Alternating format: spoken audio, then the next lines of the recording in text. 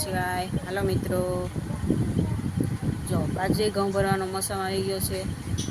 આ માવઠા થવા માંડ્યા છે એટલે બાજરો તપાવવો પડે, ઘઉં તપાવવા પડે. આખા વર્ષની દાળું કરવાની, દાળ ભવડાવવાની, પછી હળદર દળાવો, મરચું દળાવો, કંઈ કઠોળ બઠોળ લેવો. આખા વર્ષનું બધી ટેન્શન જ ટેન્શન. એક વિચાર આવે મને કે મોટા માણસના ઘરે એવું બધું ટેન્શન હશે. એ લોકો ઘઉં ભરાવતા હશે, બાજરો ભરાવતા હશે. મોટા માણસ એટલે કે બહુ મોટા છે એ. ફિલ્મ સિટીમાં આવે છે. શિલ્પા શેટ્ટી, માધુરી દીક્ષિત, ગોવિંદાના ઘરના, પછી શેફાલી, સુનિધિ, નેહા કક્કર. માના કે એ લોકો પાસે બધા પાસે બહુ પૈસા છે, પણ નોકરો પાસે કરાવે તો એ તો તપાસ તો કરવું જ પડે ને. એ લોકોને આવે એટલું બધું ટેન્શન. એ લોકો બાજરો જ નહીં ખાતા કે ઘઉં નહીં ખાતા, રોજે રોજ હોટલમાંથી જ મંગાવીને ખાઈ લેતા કે લોકોના નોકર બધું લઈ આવતા હે.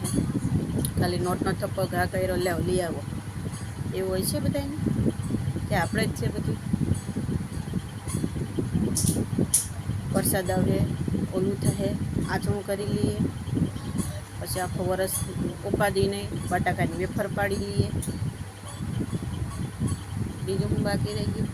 આખા વરસનું ટેન્શન લઈને ચાલવાનું. જો અત્યારે માઠું થયું, બાજરો પલી ગયેલો એટલે બાજરો થોડોક તપાવવો પડે છે. તો અમે જો બાજરો તપાવવા માંગી દીધો છે. ચણાની દાળ થઈ ગઈ. આગળ મેં ચણાનો વિડીયો કરીને મોકલેલો છે, જોઈ આવજો. જો હમણાં બાજરો તપાવવા મૂક્યો છે.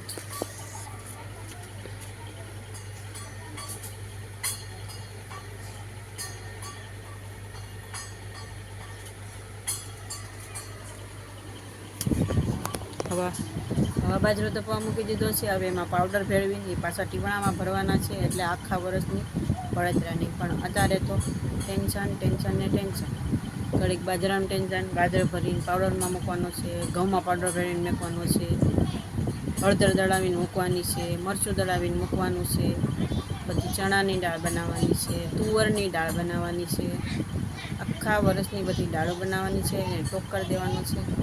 એટલે કાંઈ આખા વર્ષનું પછી કાંઈ ટેન્શન જ નહીં. તમે બધાએ આ બધું કરી દીધું છે? આખા વર્ષનું ટેન્શન બી થઈ ગયા છો?